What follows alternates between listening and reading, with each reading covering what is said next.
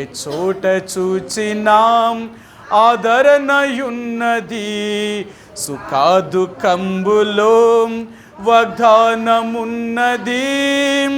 విశ్వాసముంచి ధ్యానించుడి ఆ శ్రేష్టంబవు గ్రంథంబులో. ఏ చోట చూచినాం ఆదరణయున్నది, సుఖదుఖంబులో వాగ్దానమున్నది. విశ్వాసముంచి ధ్యానించుడి. ఈ రాత్రికాల సమయంలో మరి మన యొక్క వాక్య భాగాన్ని చదువుదామండి. అపోస్తలుల కార్యములు 7వ అధ్యాయము.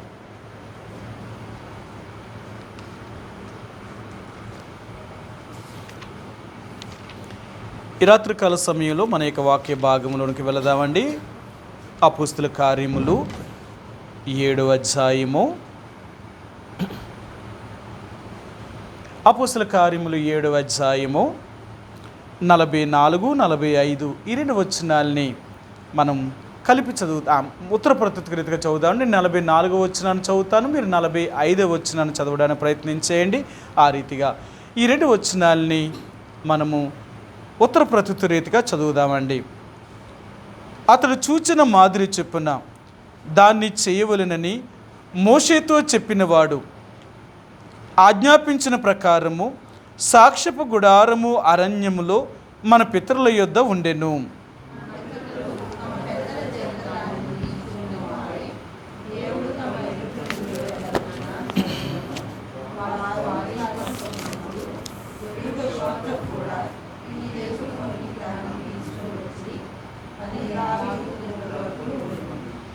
ఈ రాత్రికాల సమయంలో చదవబడిన లేఖన భాగాన్ని దేవుడు దీవించునుగాక. మరి మనము రక్షించబడ్డాం కాబట్టి దేవుని యొక్క బిడ్డలుగా చేయబడిన మనము ప్రతిరోజు కూడా దేవుని వాక్యాన్ని చదువుతూ దాన్ని ధ్యానం చేసేవారుగా ఉండాలి. ఎందుకంటే చదువునంత మాత్రానికి దేవుని వాక్యం అర్థం కాదు. దాని గురించి దేవుడి దగ్గర కొంత సమయం కనిపెట్టినప్పుడు దేవుని విషయాలు ఏంటో మనకు అర్థమవుతూ ఉంటాయి. మీకు ఎన్నోసార్లు చెప్తూ వచ్చాను, దేవుడు మనకు అర్థం అవ్వాలి అంటే దేవుని వాక్యాన్ని ముందు చదవాలి. దేవుని వాక్యం మనకు అర్థం అవ్వలేదు అనుకోండి, దేవుడు మనకు అర్థం కాడు. అర్థమైందా? దేవుడు అర్థం కాకపోతే, దేవుడి మాటలు అర్థం కాకపోతే ఆ దేవుడెవరో మనకేం అర్థమవుతుందండి? అందుకని చాలాసార్లు ఎందుకు వాక్యాన్ని చదవాలి, ఎందుకు వాక్యాన్ని వినాలి అంటామంటే, నువ్వు చదివినప్పుడు కానీ నువ్వు వినినప్పుడు కానీ ఆ దేవుడు ఎవరో అనేది నీకు అర్థమవుతూ ఉంటుంది. అంతేకాని చదవకుండా వినకుండా ఆ దేవుడు నీకు ఏమర్థమవుతాడు? ఆయన నీకు తెలిసినంత వరకు మాత్రమే అర్థమవుతాడు. అది నీ జ్ఞానం మాత్రమే. నీ జ్ఞానం ఎంత? నువ్వెంత అర్థం చేసుకోగలుగుతావు దేవుణ్ణి? నీకున్నంత జ్ఞానం ఎంత ఉంటుందో అంతే దేవుడు నీకు అర్థమవుతాడు. కానీ నువ్వు దేవుని వాక్యాన్ని ఇంకా ఎక్కువగా చదివినప్పుడు దేవుడు ఎవరో ఇంకా ఎక్కువగా తెలియపరుచు ఉంటాడు అనమాట. బైబిల్ గ్రంథంలో ఆయన గురించి ఎన్నో విషయాలు, ఆయన ఎంత గొప్పవాడో ఎన్నో విషయాలు ఈ గ్రంథంలో రాశాడు. అందుకని ప్రతిరోజు బైబిల్ చదవడం వల్ల, దాన్ని ధ్యానం చేయడం వల్ల ఆయన ఎవరో మనకు అర్థమవుతూ ఉంటుంది. ఆయన ఎవరో మనకు అర్థమవుతుంది అనుకోండి, మనము ఈ లోకంలో ఆయనతో ఎక్కువగా ఉండడానికి, ఆయన కొరకే జీవించడానికి మనం ప్రయత్నం చేస్తూ ఉంటామన్నమాట. ఎందుకంటే ఆయనతో మనం పరిచయం చేసుకోగలిగితే, ఆయన ఎవరో మనకు అర్థం అవ్వగలిగితే ఆయన్ని విడిచిపెట్టడానికి ఎటువంటి అవకాశం కూడా ఉండదు. అందుకనే ప్రతిరోజు కూడా దేవుని వాక్యాన్ని చదవాలి లేదా దేవుని వాక్యాన్ని వినాలి. ఈ రోజుల్లో చాలామంది చదువు లేదు అని చెప్పడానికి అవకాశం లేదు. ఒకవేళ చదువు లేకపోయిన వాళ్ళు ఇంకెవరైనా ఉంటే ఇప్పటికీ కూడా ఇంకేం చేశారో తెలుసా? ప్రతిరోజు కూడా బైబిల్ వినడానికి ఒక యాపే ఉందన్నమాట. బైబిల్ని రోజు, అంటే నువ్వెన్ని అధ్యాయాలు అయితే వినగలుగుతావో అన్ని అధ్యాయాలు కూడా వినొచ్చు. ఆఖరి చదివేసి బైబిల్నే పెట్టేశారు. మీరు ఫోన్లో చూసుకోగలిగితే, అది ఆన్ చేసి మీరు నెట్లో డౌన్లోడ్ చేసుకోగలిగితే ప్రతిరోజు కూడా ఆదికాండం దగ్గర నుంచి ప్రకటన గ్రంథం వరకు లైన్గా ఒక అధ్యాయం తర్వాత ఒక అధ్యాయం, ఒక అధ్యాయం తర్వాత ఒక అధ్యాయం లైన్గా చదువుతారనమాట. ఎందుకు అంత కష్టపడి అలా పెట్టారు అంటే, దేవుడు ఎవరో అర్థం అవ్వాలి, ఇప్పటికైనా ఇంకా అర్థం అవ్వాలని. కాబట్టి ఎంతోమంది దేవుణ్ణి మనకి తెలియచేయడం కొరకు ఎన్నో రకాలుగా ప్రయాసపడుతున్నారండి. ఎన్నో రకాలుగా అందరికీ యేసుప్రభువు తెలియాలి. ఆయన ఎవరో తెలుసుకోగలిగితే వాళ్ళ జీవితంలో ఎంతో ఆత్మీయమైన క్షేమాభివృద్ధే కాక భౌతికమైన క్షేమాభివృద్ధిని కూడా వారు చెందుతూ ఉంటారండి. కాబట్టి యేసుప్రభువు ఎవరో తెలుసుకోవాలి అని మనం తెలుసుకోగలిగితే ఆయన వాక్యాన్ని ముందు వినాలి. మీ అందరికీ తెలుసు కదా, ధనవంతుడిని జక్కయ్య యేసుప్రభువుని చూడాలి అనుకున్నాడట. ఆయన ఎవరో అని చూడాలనుకున్నాడట. ఆయన ఎవరో అని ఎందుకు చూడాలనుకున్నాడు? ఆయన గురించి అనేక మంది చెప్తున్నారు కదా, లోకంలో ఆయన గురించి ఎన్నో వార్తలు వింటున్నాడు కదా. ఇన్ని వార్తలు వింటున్నప్పుడు ఈయన వింటున్నప్పుడు ఓహో ఆయన అలాంటి వాడా అని తెలుసుకోవచ్చు కదా.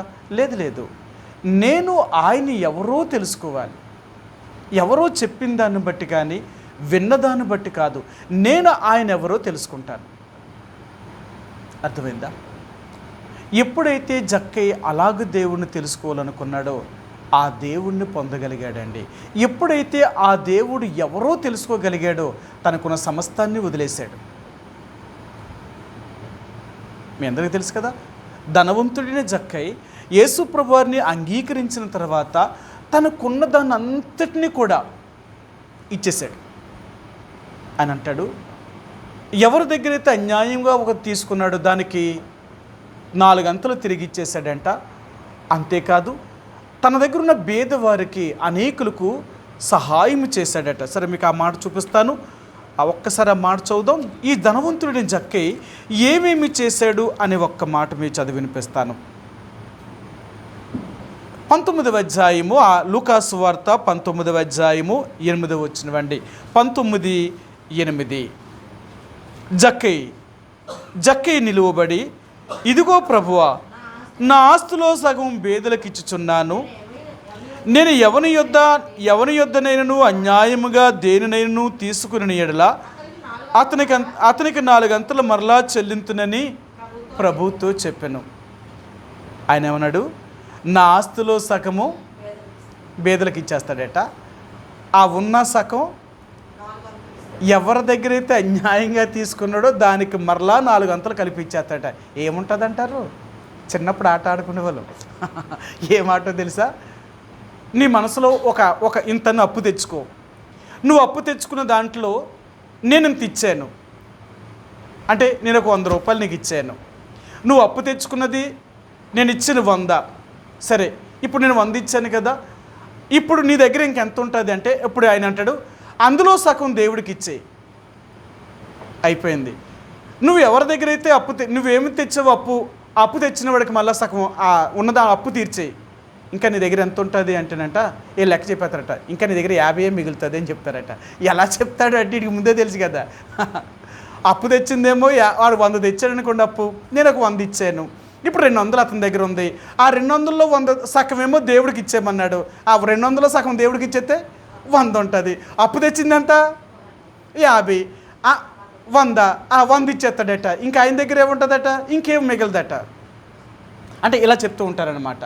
అంటే ఇప్పుడు జక్కయ్య యొక్క జీవితంలో కూడా యేసు ప్రభువుని చూసిన తర్వాత ఆయన దగ్గర ఇంకేమీ మిగలలేదట. మిగిలించుకోవడానికి కూడా ఇష్టపడలేదట. ఎందుకు మిగిలించుకోవడానికి ఇష్టపడలేదంటే, దేవుడు నాతో ఉంటే ఇంకెందుకు చెప్పు, నాకు ఇంకేం కావాలా? జక్కయ్య దేవుణ్ణి చూడగానే ఆయనకు అర్థమైంది, ఆయన ఎవరో అర్థమైందండి. ఇన్ని సంవత్సరాలకి మనం దేవుణ్ణి నమ్ముకున్నప్పటికీ కూడా ఆ దేవుడు ఎవరు అని మనకు అర్థమవుతుందంటే ఇప్పటికీ కూడా మనకు అర్థం కాదు. ఇప్పటికీ ఆయన అర్థం చేసుకోలేకపోతున్నాం. ఏమని అర్థం చేసుకుంటాం? ఏదో వెళ్తున్నాం, మందిరానికి విన్నాం, వచ్చాం, అంతవరకు మాత్రమే తప్ప ఒకరి కష్టం వస్తే మన కష్టం ప్రార్థన చేస్తే మన కష్టాన్ని తగింది ఏదో ఫలితం ఇస్తాడు, మన బాధల నుంచి మన శ్రమల నుంచి విడిపించగలడు. ఇంకంతకంటే దేవుడు ఏం చేస్తాడు? అందుకని అంటాను, నువ్వు ఎంత దేవుణ్ణి నమ్ముతావో నువ్వు నమ్మినట్లుగా నీకు అంతే మిగులుతుంది. అంతే. నువ్వు ఎంత దేవుణ్ణి నమ్ముతావో అంత విస్తారంగా నువ్వు ఫలితంలోనికి వెళ్తావు. అందుకని మన విశ్వాసం అనేది ఎప్పుడు కూడా చాలా పెద్దదై ఉండాలి. నీ నమ్మకం అనేది ఎలాగ ఉండాలంటే చాలా గొప్పదై ఉండాలి. నువ్వు అలాంటి నమ్మకంతో నువ్వు యేసుప్రభువుని వెంబడించి ఆయన ఎవరో తెలుసుకోగలిగితే నీ నమ్మిక తప్పిపోకున్నట్లుగా దేవుడు తప్పక చేయగలుగుతాడు. అందుకని అంటాడు, విశ్వాసం ఒక ఐశ్వర్యం లాంటిదన్నమాట. నువ్వు దేవుడి మీద ఎంత నమ్ముతూ ఉంటావో నువ్వు అంత ఆత్మీయంగా బలపడుతూ ఉంటావు, అంత బలపడుతూ ఉంటావు అన్నమాట. కాబట్టి మనం ఎప్పుడూ కూడా యేసుప్రభువుని ఎవరో తెలుసుకోవాలి. ఆయన ఎవరు, ఆయన ఏమని మనకు అర్థమవుతుంది. బైబిల్ గ్రంథంలో నేను నా వ్యక్తిగత భాగాన్ని చదువుతూ ఉంటే మొదటి సమూయేలు రాసిన మొదటి గ్రంథము 2వ అధ్యాయం చదువుతున్నానన్నమాట. హన్న కుమారుని కని దేవుని మందిరం వదిలేసిన తర్వాత దేవుణ్ణి స్తుతించడం మొదలుపెట్టింది హన్న. ఆమె ఎవరో తెలుసుకుంద దేవుణ్ణి, తను వ్యక్తిగతంగా దేవుణ్ణి తెలుసుకుందట. ఆయన ఏమని తెలుసుకుందట తెలుసా? ఒక మాట మీకు చూపిస్తాను. సమూయేలు రాసిన మొదటి గ్రంథము 2వ అధ్యాయము, సమూయేలు రాసిన మొదటి గ్రంథము 2వ అధ్యాయము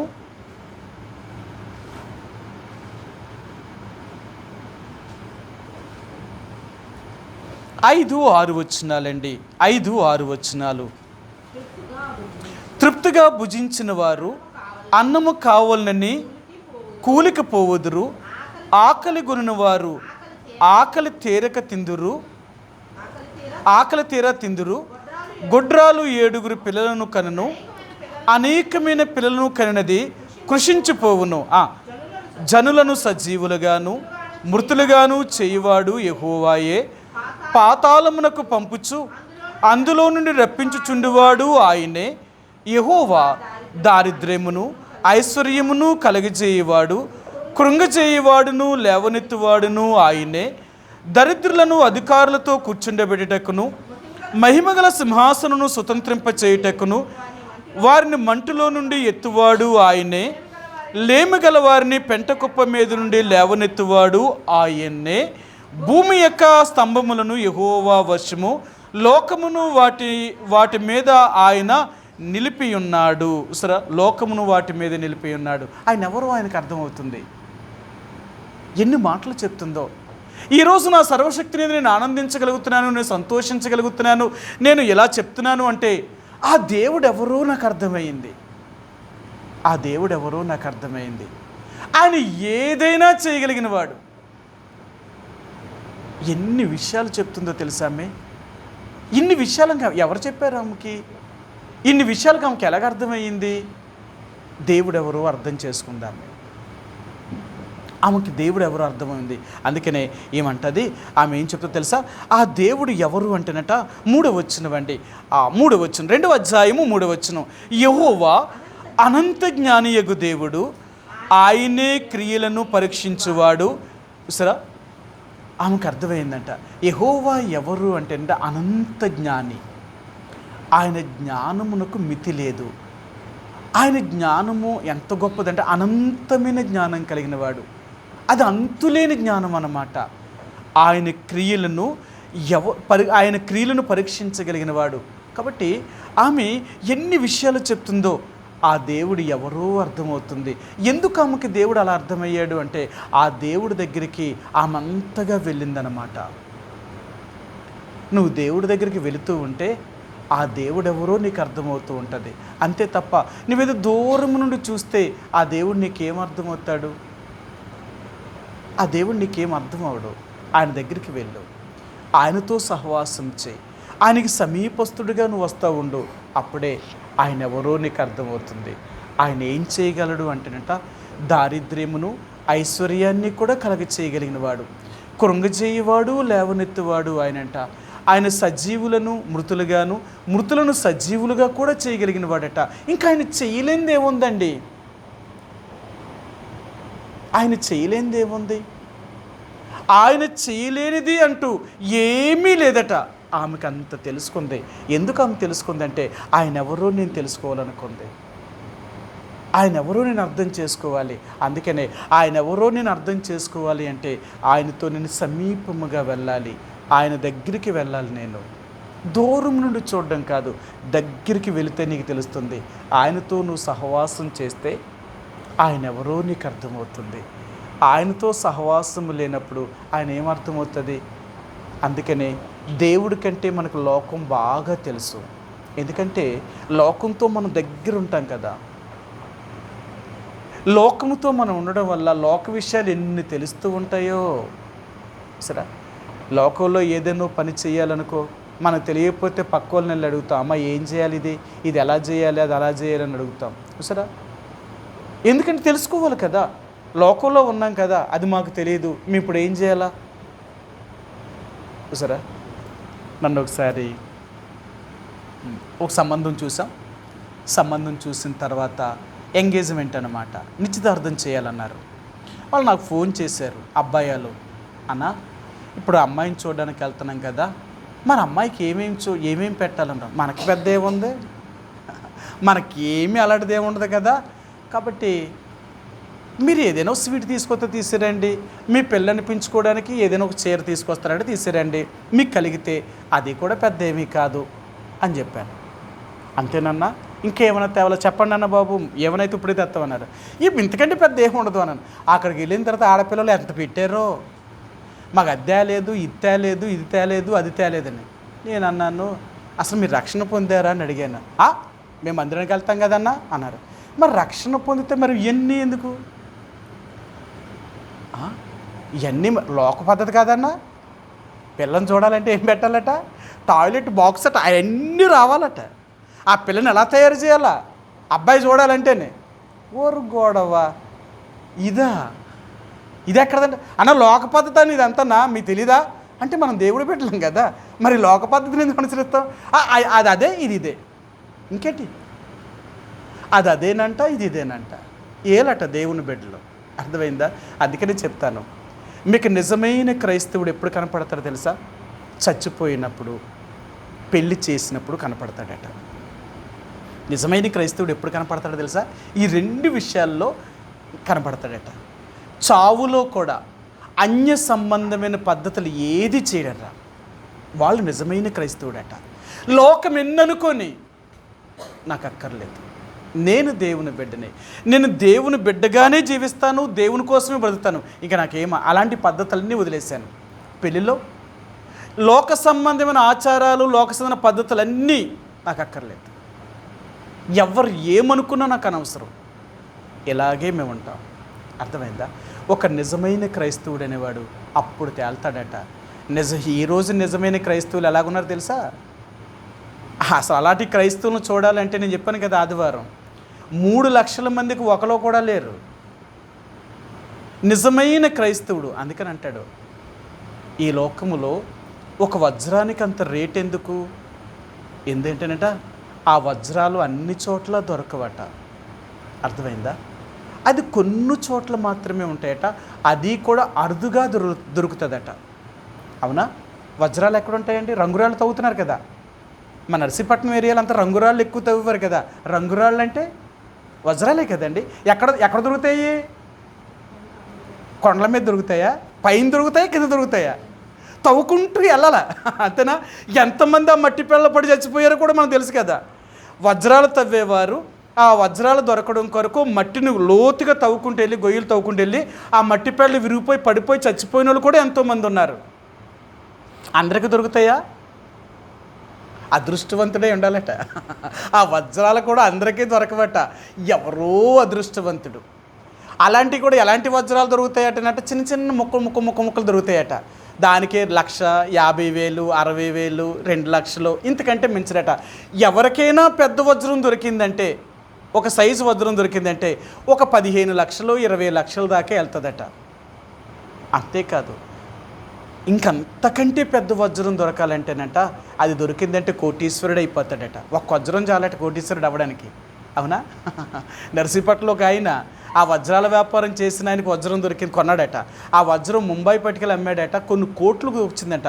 ఆ కోట్లతో పెద్ద అపార్ట్మెంటే కట్టేసాడు కదా. మనకి ఇప్పటికి కూడా శారదానగర్లో దాని పేరు ఎలాగుంటుంది అనమాట, వాళ్ళ అమ్మ పేరు మీద కట్టాడు కాంప్లెక్స్ అనమాట. ఆయన అలా అభివృద్ధి చెందడం వల్ల ఇప్పుడు ఎంత అయిపోయిందిలేండి, తర్వాత అది ఎప్పుడు ఉండదు కదా. ఇదనమాట. అంటే ఒక వజ్రం అంట ఎలా తయారవుతుంది అంటే తెలుసా? భూమి కిందే ఎందుకు ఉంటుంది వజ్రం, పైకి ఎందుకు ఉండదట? భక్సింగ్ గారు ఈ వజ్రం గురించి ఒక మాట రాశారు. ఆయన ఏం రాశారంటే, ఒక రాయి అంట, భూమి కింద ఉన్న రాయి అంట, ఆ భూమి వేడిని తట్టుకోవాలట. భూమి కింద వేడి ఉంటుందా ఉండదా? భయంకరమైన వేడట. అందుకని బొగ్గు గనులు తవ్వే వాళ్ళని చూస్తే ఆ బొగ్గును ఒక్కొక్కసారి ఆర్పుతారట, ఫైర్ అయిపోతూ ఉంటుందట, బొగ్గు అంత వేడి ఉంటుందట. అలాంటి బొగ్గులు అంత లోతుకి వెళ్తారు కాబట్టి భూమి కింద చాలా భయంకరమైన అగ్ని ఉంటుందన్నమాట, వేడి అనమాట. ఒక రాయి అంట ఆ వేడిని తట్టుకోవాలట. ఆ వేడిని తట్టుకున్నప్పుడట రాయి ఎలా మారిపోద్దని తెలుసా? నల్లగా కాలిపోద్దట, బొగ్గులాగా అయిపోద్దట. బొగ్గు అయిపోద్దట. ఆ వేడికి, ఆ మంటకి ఆ రాయి బొగ్గు అయిపోతుందట. అది బొగ్గు అయిపోయిన తర్వాత కొంతకాలానికి ఆ బొగ్గులాంటి రాయి అయిపోయిన తర్వాత అదేమవుతుందంటేనట గట్టి పడుతుందట. అది ఎలాగవుతుందంటే ఆ వేడికి చెమ్మకి ఇదేమైపోతుందంటేనట ఆ వజ్రం ఒక భయంకరమైన గట్టిగా, రాయి కంటే గట్టిగా అయిపోద్దట, చాలా గట్టిగా అయిపోద్దట. ఆ తర్వాత ఆ వజ్రం అంట తన రంగు మారుతుందట. అది ఎరుపుగా ఉండొచ్చు, అది పసుపుగా ఉండొచ్చు, అది నీలముగా రావచ్చు. రంగులు ఎన్నైతే ఉన్నాయో ఆ రంగుల్లో ఏదో ఒక రంగు రూపంలోకి మారుతుందట. అలాగా ఆ రాయి మారడానికంట కొన్ని సంవత్సరాలు పడుతుందట. పడితే ఒక 30 సంవత్సరాలు పట్టవచ్చు, 40 సంవత్సరాలు పట్టవచ్చు, కొన్ని వందల సంవత్సరాలు, కొన్ని 100 సంవత్సరాల పైన పడుతుందట. అన్ని రాళ్ళు అలా తయారవ్వట. అన్ని రాళ్ళు అలా తయారైపోయి ఉంటే ఇంకా తవ్విన దగ్గర వజ్రాలే దొరికేసినాయి కదా. అన్ని రాళ్ళు అలాగవట. ఏదో 1, 2 ఆ వేడిని, ఆ రాయిని, అంటే ఆ అగ్నికి తట్టుకొని ఆ చెమ్మకు, ఆ వేడికి అది గట్టిగా అయ్యి అది కొన్ని సంవత్సరాల భూమిలో పరివర్తన చెందిన తర్వాత దాని రూపం మారుతుందట. ఒక నిజమైన క్రైస్తవుడు కూడా అలాంటి వాడట. ఈ నిజమైన క్రైస్తవులు అన్ని చోట్ల ఉండరట, అంతలక్క ఉండరు. మనకు కనిపించే క్రైస్తవులు వేరులేండి, మనం చూస్తున్న క్రైస్తవులు వేరు. నిజమైన క్రైస్తవుడు అక్కడ అక్కడ అక్కడ అక్కడ ఉంటారన్నమాట. ఎందుకంటే వాళ్ళన్నిటినీ తట్టుకొని, ఎన్ని శ్రమలు వచ్చినా, ఎన్ని బాధలు వచ్చినా, ఎన్ని ఇబ్బందులు వచ్చినా అన్నిటినీ తట్టుకొని, అన్నిటినీ ఓర్చుకొని నిలబడతారట. ఆ నిలబడిన తర్వాత వీళ్ళ యొక్క నిజ స్వరూపం అనేది బయటపడుతుంది. అందుకనే నిజమైన క్రైస్తవుడు ఎప్పుడూ కూడా తన చావులో కానీ, పెళ్లిలో కానీ లోక సంబంధమైన పద్ధతులు అనేది ఏది ఆచరించడనమాట. సమస్య లేదు. వాళ్ళు ఎన్ని చెప్పినా ఎవ్వరి మాటను కూడా వినరు. వాళ్ళే నిజమైన క్రైస్తవుడు. అంతేకాని మనం అంటాం, మా ఆవిడ ఒప్పుకోవట్లేదండి, మా ఆయన ఒప్పుకోవట్లేదండి, మా బంధువులు ఒప్పుకోరండి, లేకపోతే మా వెనకాలలో ఒప్పుకోరండి, ఇలా చేయకపోతే. వాళ్ళందరూ ఎవరు? ముందు నీ మనసులో లేకపోతే వాళ్ళందరినీ నేమ్ చేయగలరు. అర్థమైందా? ఎవరు ఉండని, ఎవరు లేకపోని, ఎవరు దయాదాక్ష్యం వల్ల మనం బ్రతుకుతా లేదు, ఎవరి వల్ల ఇంకా భూమి మీద మనం లేము. మన తల్లిదండ్రుల వల్ల కానీ, మన బంధువుల వల్ల కానీ, ఇరుగు పొరుగు వారి వల్ల కానీ, ఎవరి వల్ల మనం ఇంకా భూమి మీద లేము. ఆ దేవుడు దయ వల్ల మాత్రమే ఇంకా మనం భూమి మీద బ్రతికి ఉన్నాం. మరి అలాంటి దేవుడు దయ వల్ల మనం బ్రతుకుండి, ఆ దేవుడు దయ వల్ల ఇప్పటి వరకు ఈ స్థితిలో ఉన్నప్పుడు మనం ఎవరి మాట వింటాం? ఇంకా ఎవరు చెప్తే మనం చేస్తాం? ఒకరు దయాదాక్ష్యం మీద బ్రతకలేనప్పుడు వాళ్ళు చెప్పింది మనం ఎందుకు వింటాం? మనం ఏది లాభాపేక్షను ఆశించలేనప్పుడు ఒకరు చెప్పిందని మనం ఎందుకు వింటాం? మనం దేవుడు చెప్పిందే వింటాం. ఎవరు చెప్పినా మనం వినమంతే. అర్థమైందా? వాళ్ళండి నిజమైన వజ్రం అంటే, నిజమైన దేవుడు బిడ్డలంటే. ఇలాంటి వారు మీకు ఎక్కడ కనపడతారు తెలుసా? మీరు వెదకండి. ఇలాంటి వారు ఎక్కడైనా ఉన్నారా అని వెతికితే ఇలాంటి వారట చాలా తక్కువ. అక్కడక్కడక్కడక్కడక్కడక్కడక్కడ ఉంటారట, అక్కడక్కడ. అర్థమైందా? అందుకనే ఆ గుంపులో అలాంటి వారిలాగా నువ్వు నేను తయారవ్వాలి. అలాంటి వాళ్ళు ఒక్కరున్నా చాలు, అలాంటి వారు 2 చాలు. సంఘం అంటే ఏదో వందల మంది లక్షల మంది కాదు సంఘం. నిజమైన వజ్రము లాంటి వారు, అన్నిటినీ తట్టుకుని దేవుడి కోసం నిలబడిన వారు 2-3 ఉన్నా అది నిజమైన జీవం కలిగిన సంఘం అండి. అలాంటి చోట దేవుడు ఉంటాడు. అలాంటి వారంటే దేవుడికి ఇష్టం. కాబట్టి ఈరోజు నువ్వు నేను కూడా దేవుణ్ణి ఎరిగిన వారుగా చెప్పబడుతున్న మనము ఒక నిజమైన క్రైస్తవుడిగా బ్రతకడానికి ప్రయత్నించే, అందరిలాగా కాదు, ఏదో పేరుకి చెప్పుకున్న క్రైస్తవుల్లా బ్రతకడం కాదు. ఈ పేరుకి చెప్పుకునే క్రైస్తవులు ఎప్పుడు కూడా వీళ్ళు రెండూ నటిస్తారన్నమాట, లోకము, దేవుడు. అందుకనే ఒక నిజమైన క్రైస్తవుడు అనేవాడు ఈ 2 విషయాల్లో తేలిపోతాడు. అందుకనే నువ్వు దేవుడు నీకేం అర్థమయ్యింది, ఏం తెలుసుకున్నావు? ఇన్ని సంవత్సరాలకి యేసుప్రభుని ఎరిగి నమ్ముకొని ఆయన ఎవరో నువ్వేం తెలుసుకోగలిగినావు? ఆయన ఎవరో మనకు తెలిస్తే ఈ లోకంలో ఇంకెవరితోటి మనం పట్టించుకోం, ఎవరితోటి మన సంబంధం అక్కర్లేదు. ఆయన ఉన్నాడు చాలు నాకు. ఎవరుంటే ఏంటి, ఎవరు లేకపోతే ఏంటి, నాకు ఆయన ఉన్నాడు, దేవుడు ఉన్నాడంటే ఆ దేవుడు ఒక్కడుంటే చాలు, నాకెవ్వరు లేకపోయినా పర్లేదు. ఎందుకంటే నన్ను కాపాడేవాడైనా, నన్ను పోషించేవాడైనా, నన్ను బ్రతికించేవాడైనా, నన్ను ఏది చేయాలన్నా ఆయనే చేయగలుగుతాడు. కాబట్టి నాకు ఆయన తప్ప ఇంకెవరు అక్కర్లేదు. ఎప్పుడైతే మనం దేవుడి మీద అలాగ ఆధారపడతామో దేవుడు ఏం చేస్తా తెలుసా? నా కోసం నువ్వు ఇంతమందిని వదిలేసావు, ఇన్ని పరిస్థితులు గుండా వెళ్తానంటే నేనెలా నిన్ను వదిలేస్తాను? వీళ్ళందరినీ మళ్ళా నీ దగ్గర తీసుకుని వస్తాను. ఎవరు నీతో స్నేహం నిన్నొద్దు అన్నారో, ఎవరు నిన్ను గెంటి వేశారో, ఎవరైతే నిన్ను నీచమైన వారిగా చూశారో వీళ్ళందరికీ నువ్వే మూలమైన వాడిగా చేస్తాను. మనందరికీ తెలుసు కదా, నిషేధించబడిన రాయి మూలకు తలరాయి అవుతుందట. మనల్ని ఎవరైతే తృణీకరిస్తారో, ఎవరైతే త్రోసివేస్తారో వాళ్ళకే మనం ముఖ్యమైన వారిగా చేయబడతాం. ఎందుకో తెలుసా? మన దేవుడు చేస్తాడు అలా మనల్ని, మన దేవుడు చేస్తాడండి మనల్ని అలాగ లేకపోతే నువ్వెలాగా ముఖ్యురాలు అవుతావు? నువ్వు దేవుడు మాట వినకుండా. అందుకే అన్న అంటుంది, నాకు దేవుడు ఏమర్థమయ్యాడో తెలుసా? ఏదైనా ఆయనే చేయగలిగిన వాడు. నేను ఎంత దగ్గరగా దేవుడి దగ్గరికి వెళ్ళానో ఆయన ఎవరో నాకు అర్థమైంది. ఆయన అనంత జ్ఞానియగు దేవుడు, ఆయన జ్ఞానమునకు మితి లేదు. ఆయన క్రియలను పరీక్షించేవాడు. ఎన్ని విషయాలు చెప్తుందో ఆమె.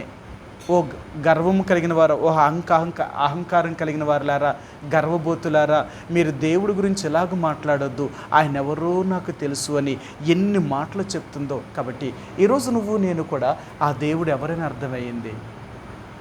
జక్కయ్యకి అర్థమయ్యింది.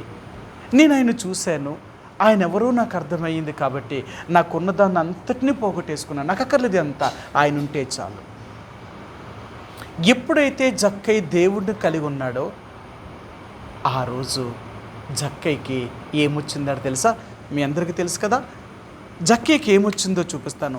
అంతకు ముందు వరకు లేనిది ఇప్పుడు ఆయనకు వచ్చిందనమాట. ఇప్పుడు ఆయనకు వచ్చింది. 19వ అధ్యాయము, లూకాసు వార్త 19వ అధ్యాయము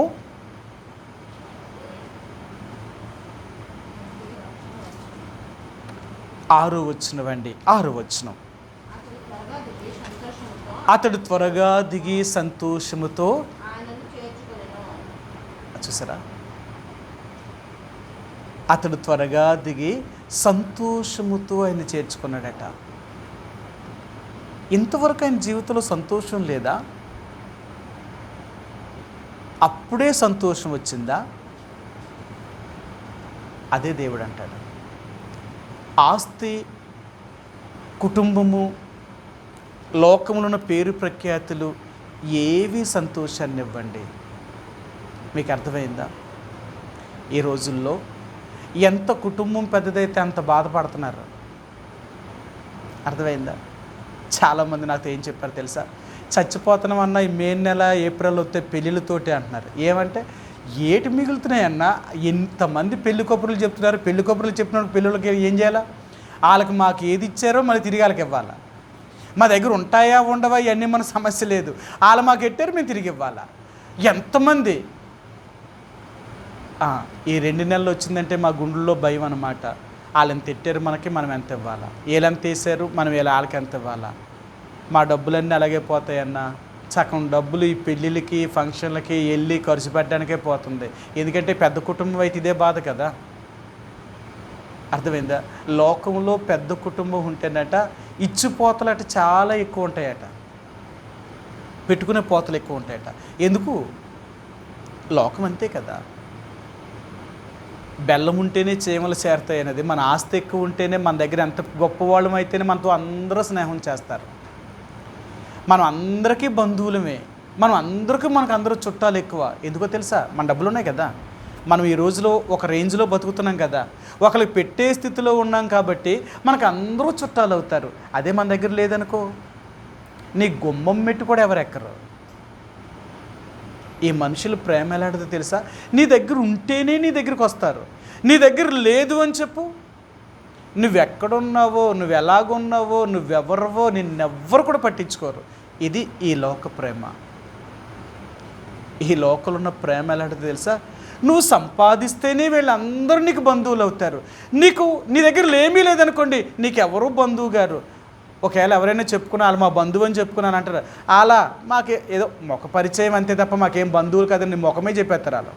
ఎందుకంటే మనం భేద స్థితిలో ఉన్నాం కదా. మనం లేని స్థితిలో ఉన్నప్పుడు మనల్ని ఎవరండి బంధువులు అనిపించుకోవడానికి? అందుకని అంటున్నాను, జక్కేకి సంతోషం ఎప్పుడు వచ్చిందో తెలుసా? యేసుని తను చేర్చుకున్నప్పుడు వచ్చింది సంతోషం. ఈ లోకములో ధనము, కుటుంబము, ఆస్తి, పేరు ప్రఖ్యాతులు ఇవేవి సంతోషాన్ని ఇవ్వవు.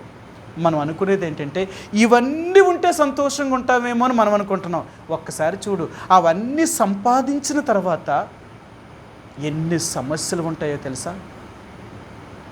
అందుకంటాడు, ఆస్తి ఎక్కువ అవ్వడం వల్లంట మనిషికి నెమ్మది ఉండదటండి. ఆస్తి మనిషిని నిద్రపోనవదట. మనం సంపాదించింది మనం నిద్రపోనవదట. అదేం చెప్తూ ఉంటుందో తెలుసా? ఇంకా సంపాదించు, దీన్ని ఇలా చేయి, దాన్ని అలా చేయి, దీన్ని ఇలా చేస్తే పెరుగుతుంది అని నీకు ఆలోచన చెప్తూనే ఉంటుందట. అవునా? మీకు చూపించనా? ధనవంతులు అనేవారంట ఎప్పుడూ నిద్రపోరట. ధనాన్ని సంపాదించాలనుకునేవారు ఎప్పటికీ కూడా వాళ్ళకి మనశ్శాంతి దొరకదు. సరే, మీకు చూపిస్తాను. ప్రసంగి గ్రంథము. సొలొమోను మహారాజు ఈ ప్రసంగి గ్రంథాన్ని రాసినప్పుడు ఆయన ఏమని రాశాడో మీకు ఒక మాట మీకు చూపిస్తాను. 5వ అధ్యాయము, ప్రసంగి గ్రంథము 5వ అధ్యాయము 11, 12 వచనాలండి. 5, 11, 12 వచనాలు. ఆస్తి ఎక్కువైన ఎడల దాన్ని భక్షించువారును ఎక్కువవుదురు, కనులారా చూచుటియే గాక ఆస్తిపరునికి తన ఆస్తి వలన ప్రయోజనమేమి? కష్టజీవులు కొద్దిగా తినను, ఎక్కువగా తినను సుఖనిద్ర నొందుదురు. అయితే ఐశ్వర్యవంతులకు తన ధన సమృద్ధి చేత నిద్ర పట్టదట. ఎవరికి? డబ్బున్న వాళ్ళకి ఎవరికి నిద్ర పట్టదు. ఇందాక నేను వార్త చూస్తే నిన్నేమో డెడికేషన్ అయిందట. మొన్న రాత్ర అలసిపోయి వాళ్ళ పూజలు యాగాలు ఇవన్నీ చేయడంతో అలసిపోయి పడుకుని పోయారట. ఒక దొంగడు ఆ రోజు ఇంట్లోకి దూరి వాళ్ళ బంగారం అంతా పట్టుకుపోయాడట. తెల్లారు లేచి ఏడుపులు వాళ్ళు, నిన్నేనండి రాత్రే దిగావండి బాబు, ఈ రాత్రి అలా అలసిపోయి పడుకున్నాం అంతే. రాత్రి ఎవడు దిగాడో దొంగడు మొత్తం మా బంగారం అంతా పట్టుకుపోయాడు. అర్థమైందా? అంటే మన దగ్గర ఉంది అని తెలిస్తే ఈ లోకంలో ఉన్నవాళ్ళు పట్టుకుపోవడానికి, దొంగతనం చేయడానికి ఎన్ని అవకాశాలు ఉంటాయి తెలుసా? అదే ఏమీ లేదనుకోండి, ప్రశాంతంగా నిద్రపోవచ్చు. మన ఇంట్లోకి ఎవడొస్తాడో మన దగ్గర ఏముంటుంది? ఉన్నంత వరకు తిను, అనుభవించు, అంతే. ఇంకెంతకంటే మనకి ఏం కావాలండి? సుఖమైన సంతోషం ఏంటో తెలుసా? ఉన్నదానితో సంతోషంతో బ్రతికి సంపాదించాలన్న ఆలోచనే నీకు రాకూడదు. ఒక్కసారి ధనవంతులం అవ్వడానికి కానీ ప్రయత్నం చేశాము అంటే, అందుకని బైబిల్ గ్రంథాలు అంటాడు, ధనవంతులగుటకు అపేక్షించొద్దు అంటాడు. ధనమును సంపాదించడానికి ప్రయత్నించేదు. అది కానీ సంపాదించడానికి కానీ ప్రయత్నం చేసావా, నీ జీవితంలో నెమ్మదిని పోగొట్టుకుంటావు. డబ్బు సంపాదించే వాళ్ళు ఎలాగుంటారో తెలుసా? అంతే. వాళ్ళకి ఎవరితోటి సంబంధం ఉండదు, వాళ్ళు ఎవరిని పట్టించుకోరు. వాళ్ళ డబ్బు, వాళ్ళ సంపాదన అంతే, ఇంకెవ్వరూ అక్కర్లేదు వాళ్ళకి. అర్థమైందా? అంత స్వార్థపరులుగా మారిపోతారు. కాబట్టి ఈరోజు దేవుడు అనేది ఏంటి తెలుసా? సంపాదించే వాళ్ళందరూ కూడానట ఎప్పుడూ సుఖనిద్రను ఉందరట. ఈ ధనము వారిని మనశ్శాంతితో బ్రతకనివ్వదట. ఐశ్వర్యం ఎప్పుడూ కూడా మనిషిని సుఖ సంతోషాలు ఇవ్వదండి. మనం అనుకునేది ఏంటంటే ఇవన్నీ కలిగితే సుఖ సంతోషాలు ఉంటాయేమో అనుకుంటాం. కానీ బైబిల్ ఏం చెప్తుందో తెలుసా? ఇవన్నీ కలగడం వల్ల నీకున్న సంతోషాన్ని పోగొట్టుకుంటావు అంటున్నాడు ఆయన. సరే మీకు చూపిస్తాను, ఆ మాటను కూడా చూపిస్తాను. తిమోతికి రాసిన మొదటి పత్రిక 6వ అధ్యాయము. అపొస్తలుడైన పౌలు తిమోతికి రాసిన మొదటి పత్రిక 6వ అధ్యాయంలో ఆయన కొన్ని మాటలను ఇలాగ జ్ఞాపకం చేశారండి. ఆయన ఏం జ్ఞాపకం చేశారో మీరు చూపిస్తాను. తిమోతికి రాసిన మొదటి పత్రిక 6వ అధ్యాయము 9వ వచనమండి. 9వ వచనం, 6:9. ధనవంతులగుటకు అపేక్షించువారు శోధనలోను ఉరిలోను అవివేకయుక్తములైన హానికరములైన అనేక దురాశల్లోనూ పడుదురు. అట్టివి మనుషులను నష్టములోను నాశనములోను ముంచివేయును. నమ్ముతామా? మనం నమ్ముతామా? అది దేవుడి మాట. మనం అనుకుంటున్నాం సంపాదిస్తే మనకెందుకు కష్టాలు వస్తాయండి అనుకుంటున్నాం మనం. అందుకని మన దృష్టి అంతా కూడా లోకంలో సంపాదించడం మీదే పెడతాం. మనం ఎప్పుడు కూడా ధనవంతులు అయిపోవాలా, మనం కూడా గొప్ప వాళ్ళం అయిపోవాలా, మనం కూడా ఇలా సంపాదించాలా, మనం ఇలాగ అయిపోవాలా, వాళ్ళకంటే మనం ఎక్కడ తక్కువ అయిపోతాం, వీళ్ళకంటే వీళ్ళు తక్కువ అయిపోతాం, అందరికంటే మనం కూడా ఇలా బతకాలా, ఇది ఆలోచన. అందుకని అన్నాడు, ఎప్పుడైతే ఆలోచన నీకు వచ్చిందో ఆయన అంటున్నాడు, నువ్వు నాశనములోను శోధనలోను ఉరిలోను అవివేకయుక్తమైన హానికరమైన అనేకమైన దురాశల్లోనూ పడిపోతావు. డబ్బేం నేర్పిస్తుంది తెలుసా? అనేకమైన దుర్వ్యసనాలు నేర్పిస్తుందట, దురాశలను పుట్టిస్తూ ఉంటుందట, మనిషిని నెమ్మదిగా బ్రతకనివ్వదండి. అది ఇంకేంటి చెప్పండి? ఇంకేంటి? మనం అనుకుంటాం ఇవన్నీ సంపాదిస్తే మనకు సంతోషం ఉంటుందేమనుకుంటాం. బైబిల్ అదే చెప్తుంది. ఈ లోకంలో ఉన్న వాటిని సంపాదిస్తే నీకు నెమ్మది ఉండదు, కానీ నన్ను సంపాదించుకుంటే నీకు నెమ్మది ఉంటుంది. నేనుంటే నీకు నెమ్మది ఉంటుంది. కాబట్టి నేను కావాలా లోకం కావాలా? మనం అంటాం, ప్రభువా నువ్వు అక్కర్లేదు, మాకు లోకమే కావాలి, ఈ లోకంలో మేము గొప్పలుగా బతకాలి. అయితే దేవుడు అంటాడు, సరిపో నీ కర్మ. ఇవన్నీ సంపాదించిన తర్వాత నీ జీవితమైనా నా జీవితమైనా సంపాదన వైపు ఎప్పుడైతే మనం వెళ్ళామో ఆ రోజే మన సమస్యలు ప్రారంభించబడుతున్నాయి. మనకు తెలియదు. అవన్నీ పెద్దవైనప్పుడు ఆ తర్వాత అర్థమవుతుంది, అయ్యో నేను ఎంత తప్పు చేశాను. కాబట్టి దేవుని బిడ్డలుగా ఆయన ఎవరో మనకు అర్థమవుతుందా? ఆయన ఎవరో మనకు అర్థమైతే ఈ లోకంలో ఉన్న వాటిని అన్నిటినీ తృణీకరించేస్తాం. ప్రభువా నువ్వొక్కడు ఉంటే చాలు, నాకు ఈ లోకం నాకు అక్కర్లేదు. మీ అందరికీ తెలుసు కదా, దావీదు మహారాజు ఇలాగూ చెప్తాడు. 73వ కీర్తన 25వ వచనం అంటాడు, ఆకాశమందు నువ్వు తప్ప నాకెవరున్నారు, నీవు నాకు ఉండగా ఈ లోకంలో ఉన్నది ఏదియూ నాకు అక్కర్లేదు, నువ్వుంటే చాలు నాకు. దావీదుకి దేవుడు ఏమర్థమయ్యాడు తెలుసా? దేవుణ్ణి ఆయన దగ్గర ఉండి చూడడం వల్ల, దేవుణ్ణి ఆయన అర్థం చేసుకోవడం వల్ల ఆయనకు అర్థమైందంట, ప్రభా అన్నిటికీ మూలం నువ్వే కదా, నువ్వుంటే ఇంక నాకేం కావాలో చెప్పు, నువ్వుంటే చాలు, ఈ లోకంలో నాకు ఇంకేం అక్కర్లేదు. ఈరోజు మనం ఎలాగున్నాం తెలుసా? ఆయన ఒక్కడు మనతో లేకుండా లోకమంతా మనకుంటే చాలు. ఇది మనం కోరుకునేది. మనకు అర్థమైంది ఏంటో తెలుసా? దేవుడు లేకపోయినా చాలు, లోకం ఉంటే చాలు. ఒకరోజు ఇవన్నీ మనం వదిలిపెట్టిపోతాం. ఏది మన స్వంతం కాదు. ఉన్నదానితో సంతోషంతో జీవించి ఈ లోకాన్ని ముగించు. ఇది దేవుడిచ్చిన మనకిచ్చిన భాగ్యము.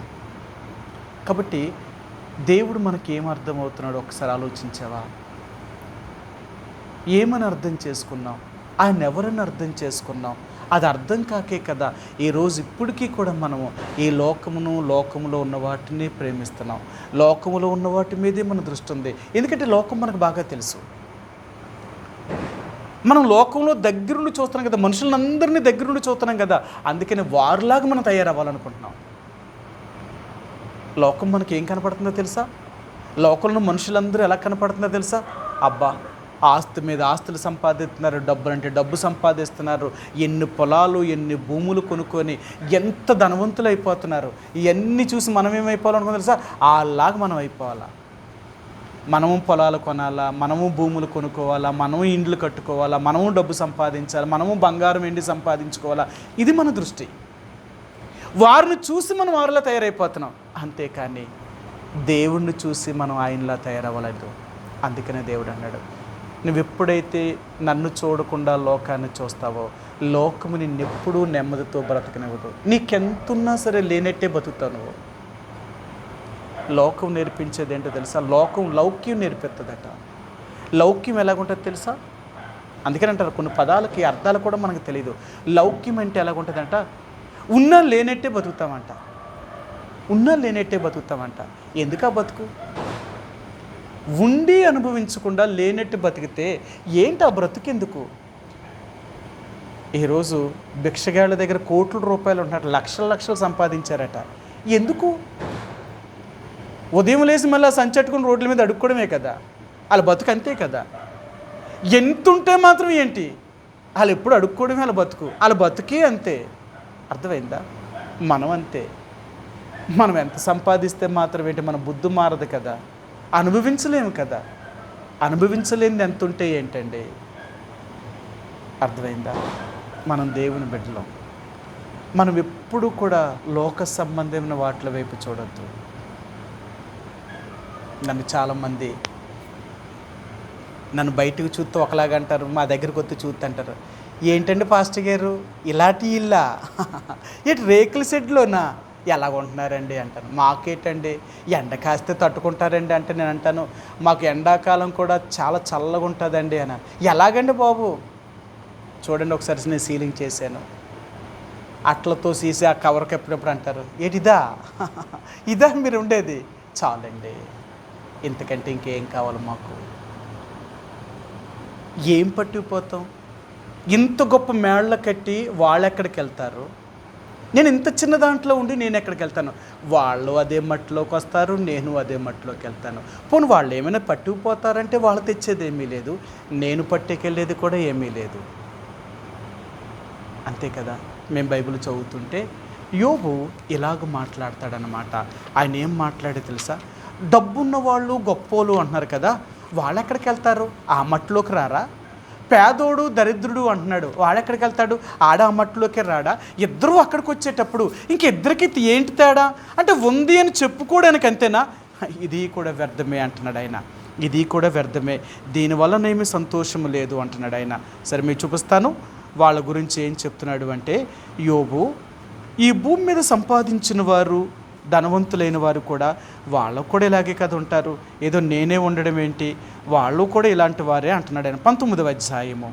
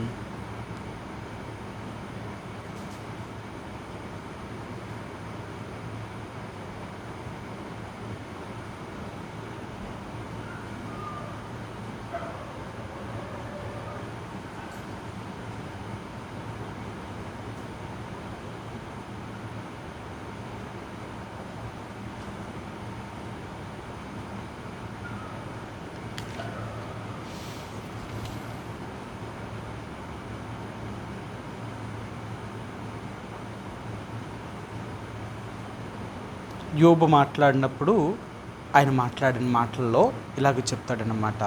ఎంత గొప్పవాడైనా ధనవంతుడైనా ఎంత బలాభివృద్ధి నొందినా వాడు కూడా అక్కడికే పోయేవాడు కదా. కాబట్టి ఎవరైతే ఏంటి సంపాదించిన వారు కానీ లేనివాడనేది తేడా ఏమీ లేదు కదా, అందరూ ఆ మట్టిలోనికి వెళ్ళిపోతున్నారు. ఇక దాని గురించి నేను ఎందుకు అని ఈయన మాట్లాడతాడనమాట. 21వ అధ్యాయం క్షమించండి, 21వ అధ్యాయము 24, 25, 26 వచనాలండి. సంపూర్ణ సౌఖ్యమును నెమ్మదియు కలిగి నిండు ఆయుష్తో మృతునందును. వేరొకడు ఎన్నడనూ క్షేమమును దానిని ఎరుగక మనోదుఃఖము గలవాడై మృతునందును. వారు సమానముగా మంటిలో పండుకొందురు, పురుగులు వారిద్దరిని కప్పును. సరే, ఇంకేంటి? ఎప్పుడూ కష్టం అనేది లేకుండా సౌఖ్యముతో నెమ్మదిగా బ్రతికినవాడు సుఖం అనుభవించి చచ్చిపోతాడు. చచ్చిపోయిన తర్వాత ఆయన ఏం చేస్తారు? కాల్ చేస్తారు, అది బూడి సమాధి చేస్తారు. అంతేనా? డబ్బున్నవాడు అని దాతారాడిని ఆడిని అక్కడే పెట్టాలట. మరి సుఖం అనేది ఎరగకుండా చచ్చిపోయిన వాడు ఈడి చచ్చిపోయినా ఆ మట్టిలోకే వెళ్తాడట. ఇంకేముందండి వాడికి వీటికి తేడా ఏంటి? అంటే భూమి మీద బతుకున్నప్పుడైనా ఆడు దప్పవాడు ధనవంతుడు అంత సంపాదించాడమ్మని ఇటు చెప్తే ఆ మట్టిలోకే కదా వచ్చాడు. ఏంటి తేడా? డబ్బున్నవాడికి డబ్బు లేని వాడికి తేడా ఏంటి? సంపాదించిన వాడికి సంపాదించిన వాడితాడు. వాడు సంపాదించి చచ్చిపోతే ఆ మట్టిలోకి వెళ్తున్నాడు, నేను లేకుండా చచ్చిపోయినా ఆ మట్టిలోకి వెళ్తాను కదా. ఇంకంతే కదా చివరికి మిగిలేదు, ఇంకంతకంటే ఏం మిగులుతుంది? ఇంకా అలాంటి దాని మీద నాకెందుకు ఆశ? అలాంటి వాటి మీద నాకేం ఆశ లేదు. నా ఆశలన్నీ పోయాయి. నాకు అర్థమైంది. నేను ఈ పరిస్థితిలోకి వచ్చినప్పటికీ నాకేం అర్థమైందంటే, ఎంత సంపాదించినోడైనా ఆ మట్టిలోకే రావాలి, లేనోడైనా ఆ మట్టిలోకే రావాలి. ఆఖరికి పోయేది ఇద్దరు ఒక చోటకే కదా పోయేది. ఇంకా దేని గురించి నేను ఎందుకు ఆలోచించాలా? కాబట్టి దేవుని బిడ్డలుగా ఆయన మనకు అర్థమవుతున్నాడా? ఆయన అర్థమవ్వాలి అంటే ఆయన వాక్యాన్ని చదువుతున్నావా? ఆయన వాక్యాన్ని వింటున్నావా? నిజంగా ఆయన ఎవరో నీకు అర్థమవ్వాలి అంటే ఆయన మాటలు విను, ఆ వాక్యాన్ని చదువు. ఆయన ఎవరో నీకు అర్థమవుతాడు. అదే హన్న అంటుంది, నేను దేవుడు ఎవరో నాకు అర్థమయ్యాడు. ఎప్పుడైతే నాకు దేవుడు అర్థమయ్యాడో నాకు కలిగిన వాటిని అన్నిటినీ అసలు లెక్కే చేయలేదు. నాకు అక్కర్లేదు. అదిగే దావీదు అంటున్నాడు, నువ్వు తప్ప నాకెవరున్నారు? ఇంకా నువ్వు ఉండగా లోకంలో ఏదీ నాకు అక్కర్లేదు అంటున్నాడు.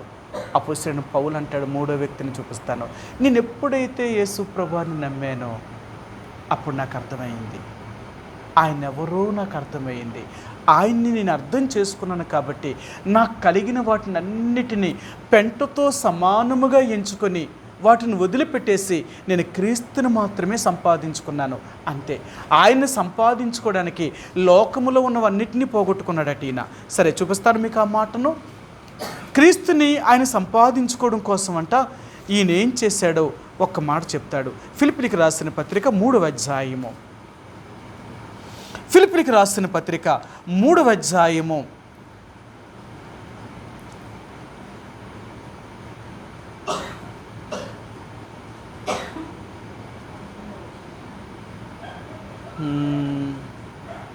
7వ వచనం.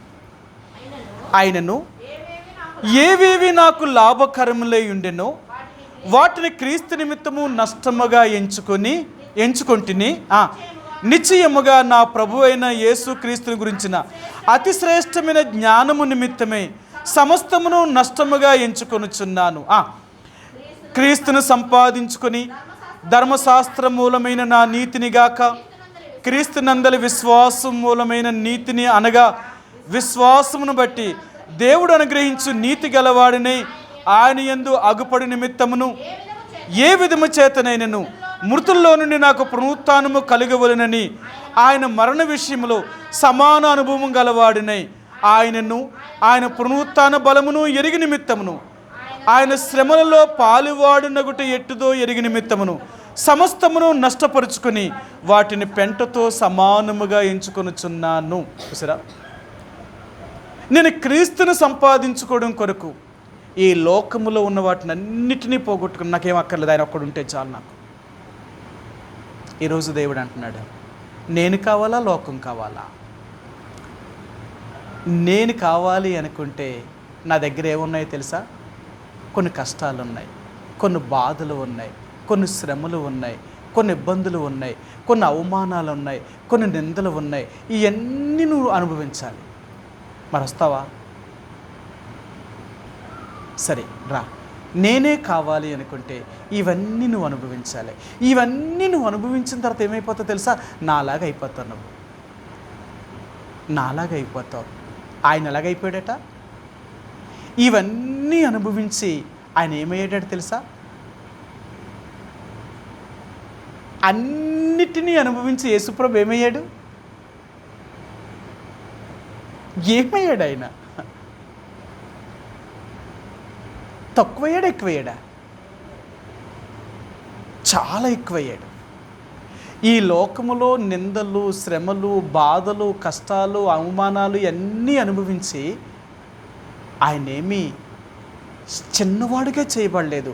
ఆయన మృతి నొంది సమాధి నుంచి తిరిగి లేచిన తర్వాత ఆయన ఎంత గొప్పవాడైపోయాడు తెలుసా? అన్ని నామముల కంటే పైనామంగా చేయబడ్డాడు. అంతేకాదు, ఆయన ఏమంటాడు తెలుసా? ఒక్క మాట మీకు చూపిస్తాను. ఆయన ఎలాగ ఏ స్థితిలోకి వెళ్ళాడో చూపిస్తాను. ప్రకటన గ్రంథము 3వ అధ్యాయము,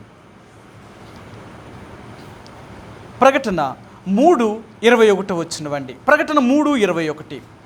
నేను జయించి నా తండ్రితో కూడా ఆయన సింహాసనమందు కూర్చుండి ఉన్న ప్రకారము జయించు వానిని నాతో కూడా నా సింహాసనమందు కూర్చుండి నిచ్చెదను. చూసారా, ఆయన ఎక్కడున్నాడట? తండ్రి యొక్క సింహాసనం మీద కూర్చున్నాడట. ఎంత గొప్పోడైపోయాడు ఆయన.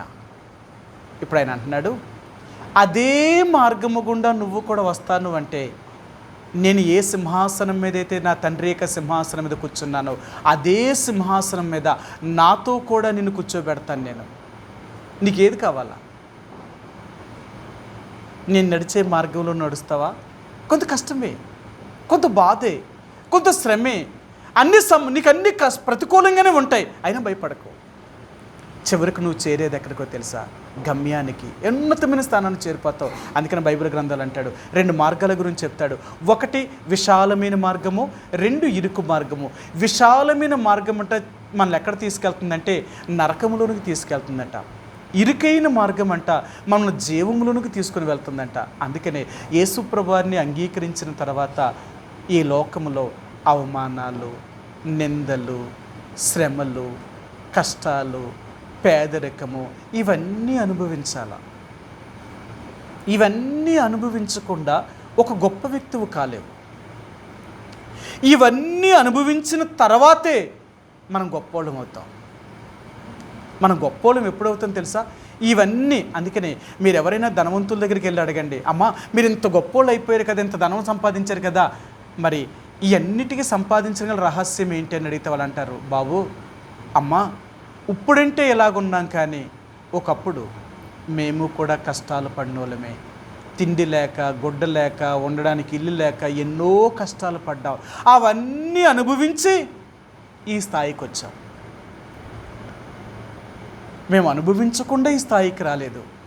ఒకసారి ముఖేష్ అంబానీని ఇంటర్వ్యూ చేశారన్నమాట. ఈరోజు ఇండియాలోనే మీ అంత ధనవంతులు లేరు కదా, ఎలాగ మీరు సంపాదించారు అని. అప్పుడు ఆయన చెప్పాడట, మా తాతలు మా తండ్రులు బట్టల వ్యాపారం చేసేవారండి. బట్టల వ్యాపారం చేసేవారు. ఆ రోజుల్లో ఎలాగ వ్యాపారం చేశారు తెలుసా? మూటలు మెళ్ళ మీద ఎట్టుకొని వీధి వీధి వీధి వీధి తిరిగి అమ్మేవారట బట్టలు. ఇదండి మా వ్యాపారం. అక్కడ నుంచి మా తాతల దగ్గర నుంచి మా తండ్రుల దగ్గరికి వచ్చింది. మా తండ్రులు కష్టపడి సంపాదించిన డబ్బుతో మేము వ్యాపారాలు చేయడం మొదలుపెట్టాం. ఇలాగ మేము ఇంత అయ్యాం. మేము కూడా ఎన్నో కష్టాల్లో నుంచి వచ్చిన వాళ్ళమే. అంతేనా? లేదా పుట్టుకతోటి అందరూ కూడా ధనవంతులుగా పుట్టారా? లేదండి. వాళ్ళ తాతలు సంపాదించారు కాబట్టి ఇప్పుడు ధనవంతులు అయ్యారు. అర్థమైందా? వాళ్ళంతటి వాళ్ళు సంపాదించి ధనవంతులు అవ్వలేదు. వాళ్ళ కష్టార్జితం అంతా వీళ్ళు తెచ్చుకున్నారు. అందుకే వీళ్ళు గొప్పవాళ్ళు అయ్యారు. అదే దేవుడు అంటున్నాడు, ఎవరో పుట్టుకతో గొప్పవాళ్ళు కారు, అన్ని శ్రమలు అనుభవించిన తర్వాతే గొప్పవాళ్ళు అవుతారు. ఈరోజు అంతే.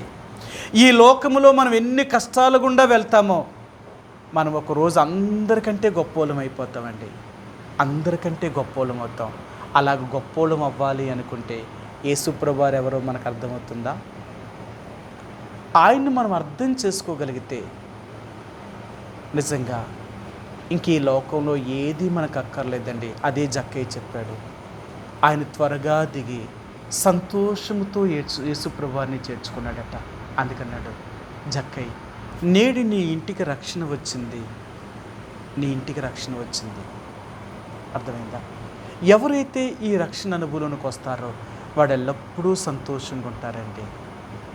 వాళ్ళకి ఏది లేకపోయినా ఎప్పుడూ సంతోషంగా ఉంటారు. ఇంకంతకంటే ఏం కావాలా? అంతకంటే ఇంకేం కావాలా? సుఖమైన జీవితం ఏంటో తెలుసా? నీకెంత ఉందో ఏముందని కాదు, ఈ లోకం అది చూస్తుంది నువ్వు సంతోషంగా ఉన్నావా లేదా. ఏది ఉంటే ఏంటి, నీకు ఉన్నదానితో నువ్వు సంతోషంతో బ్రతుకు. ఇంతకంటే ఇంకేం కావాలా? ఎప్పుడైతే నువ్వు ఉన్నదానితో సంతోషంతో జీవిస్తావో నీకు ఏ కష్టాలు బాధలు ఉండవు తెలుసా. నెమ్మదిగా ఉంటావు. నీకెందుకంటే నెమ్మది ఏం కావాలి? కాబట్టి దేవుని బిడ్డలుగా ఆయన ఎవరో మనం తెలుసుకోగలుగుతున్నామా? తెలుసుకుంటే ఈ లోకంతో నీకు సంబంధం లేదు. ఆయన ఎవరో తెలియకపోతేనే ఈ లోకంతో నీకు అన్ని సమస్యలే. కాబట్టి ఈ రాత్రి దేవుని బిడ్డలుగా ఆయన ఎవరో మనం తెలుసుకోవాలి. సరే, కొన్ని మాటలు చెప్పి నేను ముగిస్తాను. మనము దేవుని యొక్క పరిశుద్ధ స్థలానికి నిర్మించమన్నది మీకు చెప్పాను. దేవుడు ఇశ్రాయేలు ప్రజల మధ్య నేను మీ మధ్య నివసించినట్లుగా మీరు నాకు ఒక పరిశుద్ధ స్థలాన్ని నిర్మించాలి అన్నాడు. నిర్మించమన్నప్పుడు వారు ఏమేమి తెచ్చారో మీకు దేవుడు ఏమేమి కావాలన్నాడో అవన్నీ వారిని అడిగాడు. దేవుడు అడిగినప్పుడు వారు తెచ్చారు బంగారము, వెండి, ఇత్తడి. ఈ మూడింటిని వారు తెచ్చారు. గత వారం మీకు చెప్పాను. ఇప్పుడు మందిరానికి కావాల్సింది ఏంటి అంటేనంట, ఇవి మాత్రమే కాదు, ఇప్పుడు మందిరానికంట తెరలు కావాలంట. తెరలు కావాలి కదా. సరే, మీకు చూపిస్తాను. నిర్గమాకాండం 25వ అధ్యాయము. ఏం కావాలి ఆ మందిరానికంటేనంట, వీరి దగ్గర నుంచి దేవుడు ఏం తీసుకోమన్నాడో ఒక మాట మీకు చూపిస్తాను. ఏం తీసుకోమన్నాడో చూపిస్తాను మీకు. 4వ వచనం 25:4 నీల ద్రోమ రక్తవర్ణములు, సన్నపు నార, మేక వెంట్రుకలు, ఎరుపు రంగు వేసిన పొట్టేళ్ల తోళ్ళు, సముద్ర వచ్చవల్ల తోళ్ళు, తుమ్మకర్ర. చాలండి. ఇప్పుడు రెండవదిగా దేవుడి మందిరాన్ని అలంకరించడానికి తెరలు కావాలి. తెరలు కావాలి. అదే కదా, మన ఇంట్లో చూడండి, కిటికీలకి గుమ్మాలకి కర్టెన్స్ పెడతాం కదా. ఎందుకు పెడతాం? అందంగా అలంకరించిన కిటికీలు గుమ్మాలు ఎంత మోడల్గా చేసినా కానీ వాటికి మాత్రం ఈ కర్టెన్స్ పెడతాం అన్నమాట. ఇది అలంకరణ అన్నమాట. ఇప్పుడు దేవుడు వారి దగ్గర నుంచి తీసుకోమన్నవి ఏంటంటే తెరలు కావాలి. కాబట్టి ఈ తెరలకి 3 రకాలైన వాటిని 4 రకాలైన వాటిని తెమ్మన్నాడు. 1 నీలము, 2 ధూమవర్ణము, 3 రక్తవర్ణము, 4 సన్నపు తెల్లని నార. ఈ 4. 1 నీలి రంగుతో ఇవ్వబడిన దారాలు, నీలి రంగు. 2 ధూమవర్ణము, 3 రక్తవర్ణము, 4 తెల్లని నార. ఈ 4 కావాలి. ఎందుకంటే వారు ఆ తెరలు అంటే అక్కడ అలంకరించే కర్టెన్స్కి, ఆ అలంకరణకి ఈ 4 కావాల్సి వచ్చాయండి. సరే, ఇప్పుడు ఒకటి చెప్తాను మీకు. సమయం అయ్యింది కాబట్టి ఒకటి చెప్తాను. ఏంటి అంటేనట, నీలము కలిగిన రంగు కలిగిన దారం కావాలట వీళ్ళకి. ఆ తెర కావాలి.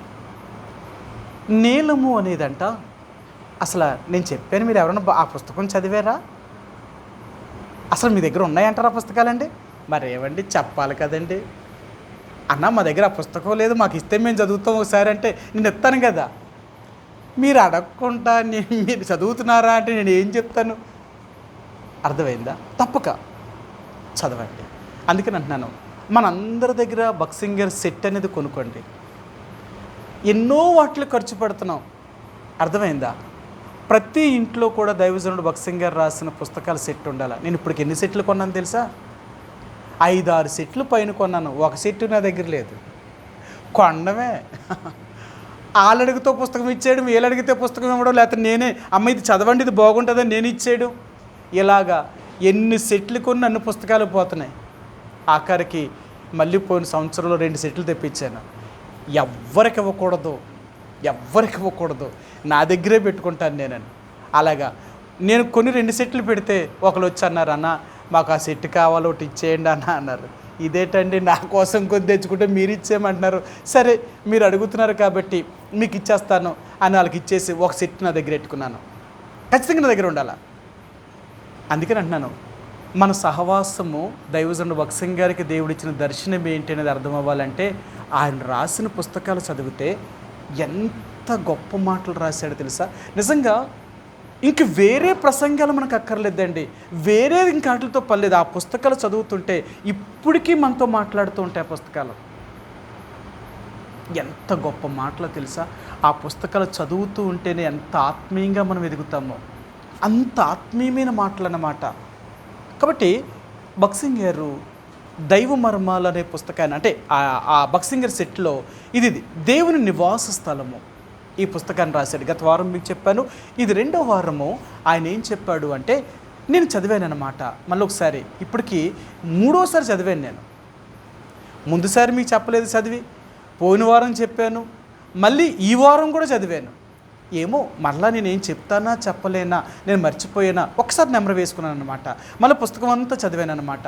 నేను చదివితే ఇప్పుడు మరలా ఈ 4 తెరలు నేను చెప్పాలనుకున్నవి 4 తెరలు చెప్పాలనుకున్నాను. ఒకటి నీలము. దేవుడు నీలి రంగుని దేవుడు ఎందుకు కోరాడు?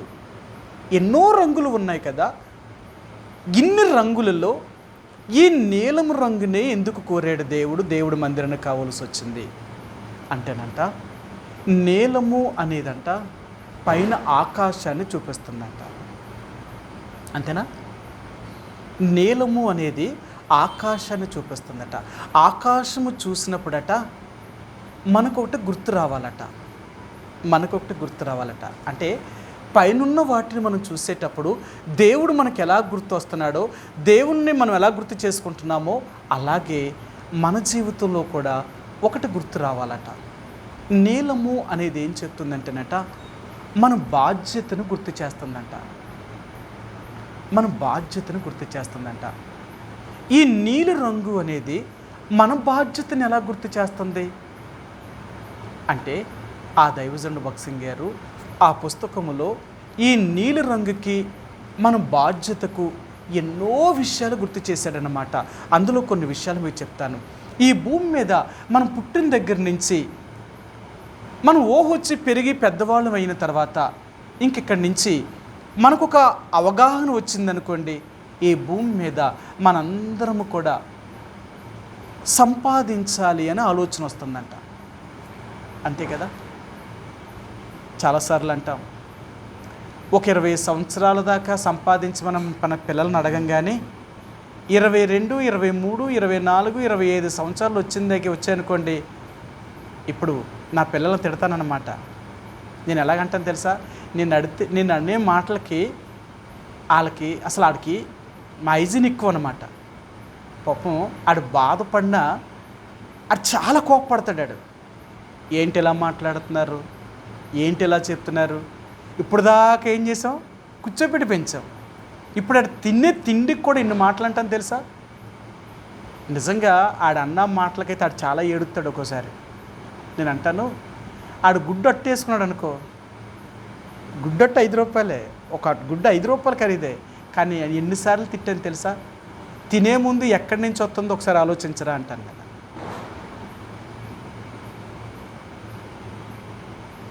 మేము వేసుకోలేని గుడ్డు నువ్వెందుకు వేసుకుంటున్నావు? మేము ఉన్నదాంతో తింటలేదా? మేము తింటున్నప్పుడు నిన్నెవడు తినమని చెప్పాడు, నువ్వెందుకు వేసుకున్నావు? ఆ మాత్రం గుడ్డు కూడా వేసుకోకూడదా? అవును, వేసుకోకూడదు. నువ్వేమైనా సంపాదించావా? నువ్వెక్కడి నుంచి తెచ్చి పెడుతున్నావు? నీకేం తెలుసు? నాకు తెలుసు ఆడు బాధపడతాడని, ఆడు ఏడుస్తాడని కూడా తెలుసు. కానీ నేను చెప్పాలి కదా, ఆడంతటాడు బ్రతుకుదేరి నేర్చుకోవాలి అనుకుంటే, ఆడి మీద ఆడికి అది రావాలి అంటే ఆడు ఎలా బతకాలా, ఆడు ఏం చేయాలా, ఆడంతటాడు బ్రతకడానికి ఆలోచన చేయాలా. ఇంకా వయసు అయిపోతుంది, ఇంకా 25 సంవత్సరాలు వచ్చాయి అంటే ఇంకా మేము ఎంతకాలం కూర్చోబెట్టి పెంచుతాం? ఆడంతటాడు బ్రతకాలి అంటే నేను కఠినాత్ముడిని అవ్వాలి, అంతే కదా. పక్షి తన పిల్లలనట గూడు కట్టి పిల్లలు పెట్టి పాపం అన్నీ చేసిన తర్వాత వాటి రోజు ఆహారం తెచ్చి పెడుతుందట. పెట్టి కొంత పెద్ద అయిన తర్వాత అప్పుడు ఏం చేస్తాడ ఆ తల్లే ఆ పిల్లలు గూట్లోని తీసుకొచ్చి బయట పారేస్తుందట. ఎందుకు? మీరు బతకాలి కదా, మీరు ఎలా బతుకుతారు? ఎప్పుడు నేనే తెచ్చి మిమ్మల్ని పోషిస్తే ఎంతకాలం నేను పోషిస్తాను మిమ్మల్ని? లేదు లేదు, మీ అంతటి మీరు ఎగరాలి, మీ అంతటి మీరు ఆహారం తెచ్చుకోవాలి, మీ అంతటి మీరు బ్రతకాలి. అలా బ్రతకాలంటే గూట్లో నుంచి బయట తీసుకొని పారేస్తుందట. ఎప్పుడైతే గూట్లో నుంచి తల్లి తీసుకొని బయట పారేస్తుందో ఇవి ఎగరడం నేర్చుకుంటాయట. అవునా? ఇవి ఆహారం నిలుక్కోవడం పనిచేస్తాయట. అప్పుడు నుంచి ఈ తల్లి వాటి చుట్టే ఉంటుందట, కానీ వాటికి మాత్రం ఇది పెట్టదట, అయ్యే తినమంటుందట. మీరు వెళ్ళి తెచ్చుకోండి, మీరు వెళ్ళి తినండి.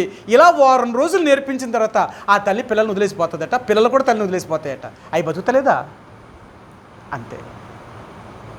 ఒక్కొక్క వయసు వచ్చిన తర్వాత వాళ్ళంతటా వాళ్ళు బ్రతకాలి అనుకుంటే వాళ్ళకి నేర్పించాలా, వాళ్ళకి నేర్పించాలి. ఏంటి నేర్పించాలా? బాధ్యత. రేపు నేను ఎలా బ్రతుకుతాను, నేను ఎలా చేస్తాను, నేను బ్రతకాలంటే నేను ఏం చేయాలి, అది తల్లిదండ్రులుగా మనం నేర్పించాలి మన పిల్లలకి. అర్థమైందా? నీలు సూత్రం అనేదట ఇదే నేర్పిస్తుందంట. ఏంటో తెలుసా? ఈ లోకములో నువ్వు ఒక స్థాయికి వచ్చిన తర్వాత సంపాదించాలి, నేను బ్రతకాలి, నేను ఎలాగ ఉండాలి అని నీకు ఆలోచన వచ్చింది కదా, అలాగే నీ మీద కూడా ఒక బాధ్యత ఉందట. ఆ పరలోకపు తండ్రి నీ మీద ఒక బాధ్యతను పెట్టాడట. ఏంటి ఆయన బాధ్యత అంటేనంట, ఈ లోకంలో నీ బ్రతుకుదేరు కోసం నువ్వు వ్యాపారం చేసినా, ఉద్యోగం చేసినా, కూలి పని చేసినా, నువ్వు ఏ పని చేసినా అది నీ బ్రతుకుదేరు కోసం నువ్వు చేసుకుంటున్న పని. అలాగే దేవుడు నీ మీద పెట్టిన బాధ్యతను కూడా నువ్వు నిర్వర్తించాలి అట. అందుకనే ఆకాశం నీకేమి నేర్పిస్తుంది అంటేనట నీ బాధ్యతను చూపిస్తుందంట.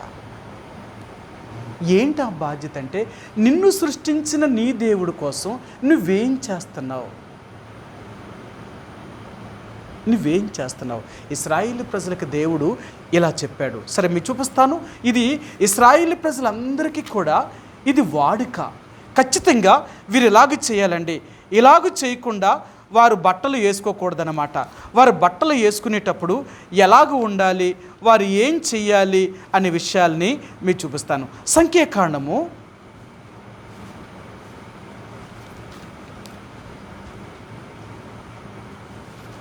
8 ఇశ్రాయేలు ప్రజలను దేవుడు వారిని వేసుకునే ప్రతి బట్టను కూడా, వారు తొడిగే ప్రతి బట్ట దగ్గర కూడా వీళ్ళు చేయవలసిన కొన్ని పనులు ఉన్నాయండి. అందుకనే వీళ్ళని అంటాడు, మీరు నీలు సూత్రముతో మీ అంచులకు ఈ దారమును కొట్టాలి. ఎందుకు కొట్టాలంటే, మీరు నడిచినప్పుడల్లా మీ పాదములకు ఈ నీలు సూత్రం కనపడినప్పుడు నీకు ఒక బాధ్యత రావాలి అంటున్నాడు. ఏంటంటేనంట, నువ్వు దేవుడు పని విషయంలో నువ్వేం చేస్తున్నావు అనేది అది తెలియాలి అంటున్నాడు ఆయన. సరే మీకు చూపిస్తాను. సంఖ్యాకాండములో ఆయన ఇశ్రాయేలు ప్రజలకు ఆయన ఏం చెప్పాడు అంటే, ఇది ఖచ్చితమైన ఆజ్ఞ అన్నమాట. అందుకని ఇశ్రాయేలు ప్రజలు వారు బట్టను వేసుకున్నప్పుడు నీలు సూత్రముతో, అంటే ఎంతండి 15 సంఖ్యాకాండము 15వ అధ్యాయము 38వ వచనం అండి. చదవండి సిస్టర్ గారు. నీవు ఇశ్రాయేలీలతో ఇట్లనుము, వారు తరతరములకు తమ బట్టల అంచులకు కుచ్చులు చేసుకొని అంచుల కుచ్చీల మీద నీలు సూత్రము తగిలింపవలెను. కిందంట చీరలకు అంచున లేదా బట్టలకి అంచున నీలు సూత్రంతో కుట్టుకోవాలట వీళ్ళ కుచ్చులు. ఎందుకు కొట్టాలంటేనంట, వీళ్ళకి దేవుడు గుర్తు రావాలట. అంతేనా? సరే మీకు చూపిస్తాను. చదవండి. మీరు నా ఆజ్ఞలన్నిటినీ జ్ఞాపకము చేసుకొని మీ దేవునికి ప్రతిష్ఠితులై ఉండినట్లు మునుపటి వలె కోరిన వాటిని బట్టి చూచిన వాటిని బట్టి వ్యభిచరింపక, దాన్ని చూచి యెహోవా ఆజ్ఞలన్నిటినీ జ్ఞాపకము చేసుకొని వాటిని అనుసరించుటకే అది మీకు కుచ్చుగా ఉండను. సరే, ఈ నీలు సూత్రం మనకి ఏం గుర్తు చేస్తుందట? దేవుడు ఎలాగ ఉండాలన్నాడో అలాగ ఉండడాన్ని మనకు గుర్తు చేస్తుందట. ఆయన ఆజ్ఞలు గుర్తు చేస్తుంది. అందుకని ఇశ్రాయేలు ప్రజలు ప్రతి ఒక్కరూ కూడా వారు తొడుగుకునే ప్రతి బట్ట చివరన కూడా ఆ నీలు సూత్రం అంచు ఉండాలన్నమాట. వారు నడిచినప్పుడల్లా వాళ్ళ అంచు ఆ నీరు దారం ముందు పడుతున్నప్పుడు వీళ్ళ కళ్ళతో చూసినప్పుడల్లా కనపడుతుంది, నేను దేవుడి కోసం ఏం చేశాను. ఇది నీ బాధ్యత. అర్థమైందా? లోకములో బ్రతకడం నీకు ఎంత బాధ్యతో, నిన్ను సృష్టించిన దేవుడి కోసం కూడా బ్రతకడం అదే బాధ్యత. నువ్వేం చేస్తున్నావు దేవుడి కోసం? నీ బాధ్యత ఏంటి? కాబట్టి ఈరోజు దేవుడు మనకేం చెప్తున్నాడంటే, ఈ నీలు సూత్రం అనే దారం అంట నీ బాధ్యతను గుర్తు చేస్తుంది. నువ్వెప్పుడైనా ఎక్కడైనా రోజులో ఎవరికైనా ఒక సువార్తనైనా చెప్తున్నావా? రోజులో దేవుని కోసం ఎక్కడైనా నువ్వు దేవుని కోసం పని చేయగలుగుతున్నావా? నువ్వు దేవుడి కోసం చేసిందేంటి? ఇది నీ బాధ్యత. నువ్వు ఏ పని చేసినా ఈ బాధ్యత కూడా నీ మీద మోపబడింది. అందుకని అపోస్తలుడైన పౌలు అంటాడు, ఏమంటాడు తెలుసా? నా మీద ఒక భారం మోపబడింది అంటాడు ఆయన. సరే మీకు చూపిస్తాను. కొరింథీయులకు రాసిన మొదటి పత్రిక 9వ అధ్యాయము. కొరింథీయులకు రాసిన మొదటి పత్రిక 9వ అధ్యాయము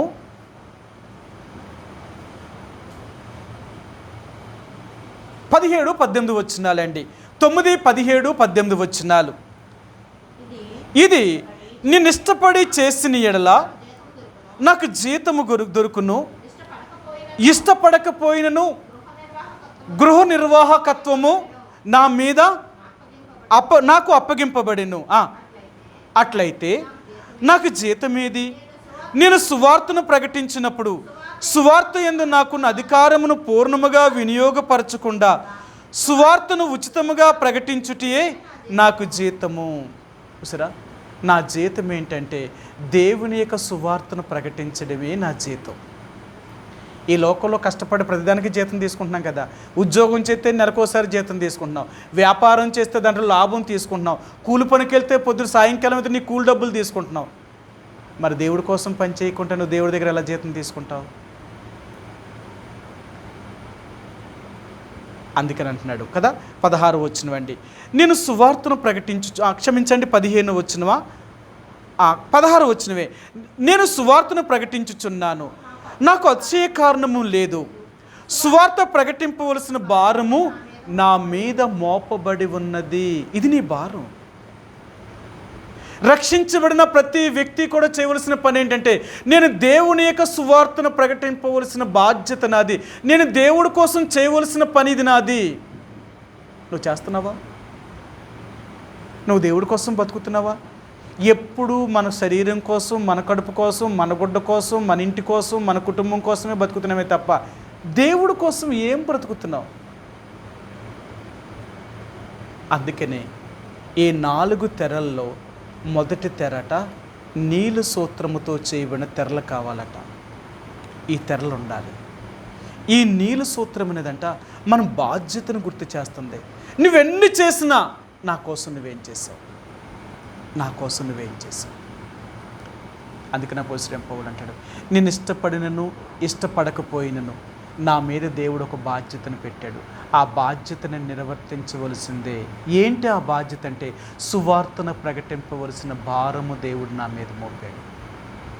నేను చెయ్యాలి. నేను సిగ్గుపడను. ఒక ఆయన ఇలా చెప్పాడు, యేసు ప్రభువారి గురించి చెప్పడం అంట చాలా సిగ్గట. అవునా? ఇక్కడే చూపిస్తాను మీకు.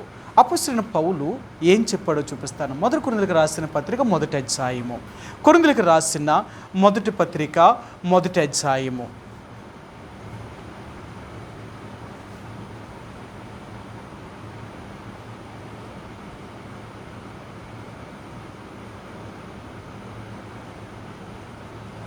కొరింథీయులకు రాసిన మొదటి పత్రిక 1వ అధ్యాయము. ఆయన అంటాడు, సువార్త ప్రకటించుటకు నేను సిగ్గుపడను అంటాడు ఆయన.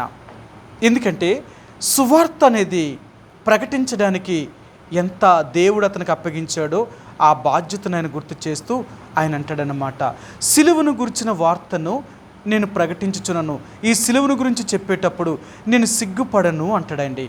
చూడండి, ఆ మాట చెప్తాడు ఆయన.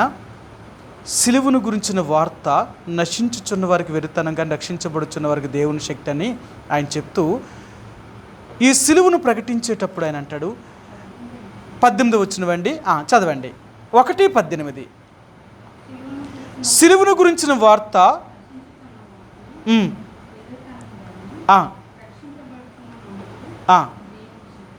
ఆయన అంటాడు, సిలువను గురించిన వార్తను ప్రకటించడం నేను సిగ్గుపడను అంటాడు కదా. సరే, రోమిలకు రాసిన పత్రికలో అంటాడేమో, చూపిస్తాను మీకు. రోమిలకు రాసిన పత్రిక 1వ అధ్యాయము, రోమా 1వ అధ్యాయము 16 వచ్చినవండి, 1:16. సువార్తను గురించి నేను సిగ్గుపడివాడును కాను. సరే, ఆ రోజుల్లోనంట యేసుప్రభువారు చనిపోయిన తర్వాత ఆ మొదటి శతాబ్దంలోనంట యేసుప్రభువారి గురించి చెప్పడానికంటే సిగ్గుపడేవారట, చెప్పడానికి సిగ్గుపడేవారట. ఎందుకంటేనంట ఆయనే చచ్చిపోయి ఆయన్ని చంపేశారు, ఇంకా అలాంటి గురించి మనం ఏం చెప్తాం అని సువార్తకు చెప్పడానికి సిగ్గుపడేవారట. అందుకని అపోస్తలుడైన పౌలు ఆ మొదటి శతాబ్దంలోనే ఆయన చెప్తున్నాడు, నేనైతే క్రీస్తు సిలువను గురించి ప్రకటించడానికి నేను సిగ్గుపడను. సువార్త గురించి అంటే నేను సువార్త ప్రకటించడానికి నేను సిగ్గుపడను అంటున్నాడు. ఎవరు ఏమనుకున్నా సిగ్గు లేకుండా నేను యేసుప్రభువారి గురించి చెప్తాము. మనకెంత సిగ్గో, ఎవరి దగ్గరికైనా వెళ్ళి యేసుప్రభువారు నమ్ముకున్నామని చెప్పడానికి మన ఒళ్ళంతా ఎంత చచ్చిపోతుందో ముందు మనం సిగ్గుపడిపోతాం. ఎందుకు? ఆయన గురించి చెప్తే ఏమనుకుంటారో, మనల్ని ఎక్కడ చులకనగా చూస్తారో, మనల్ని ఎక్కడ తక్కువగా చూస్తారో అని భయం. ఇప్పుడు అలాంటిది లేదు కదా. యేసుప్రభువారు అందరి దేవుళ్ళతో పాటు ఒక దేవుడు అని చెప్పుకోవడానికి కూడా మనం ఇంకా సిగ్గుపడుతున్నాం. ఎవరిని చేస్తే ఏంటి? ఒకవేళ నువ్వు యేసుప్రభువారి గురించి చెప్తున్నప్పుడు నీకు అవమానం ఎదురయ్యిందా, నిందలు ఎదురయ్యాయా, నిన్ను అనేక మంది చులకనగా చూసారా, ఇవన్నీ నీకు ఆశీర్వాదం, ఇవే నీ బహుమానం. దేవుని సువార్తను ప్రకటించేటప్పుడు, దేవుని సువార్తను చెప్పేటప్పుడు ఆయన కొరకు ఎన్ని అవమానాలు, ఎన్ని నిందలు, ఎన్ని తిరస్కారాలు, నువ్వెంత చులకనగా చేయబడతావో ఇవన్నీ నీకు ఆశీర్వాదమే. ఎందుకో తెలుసా?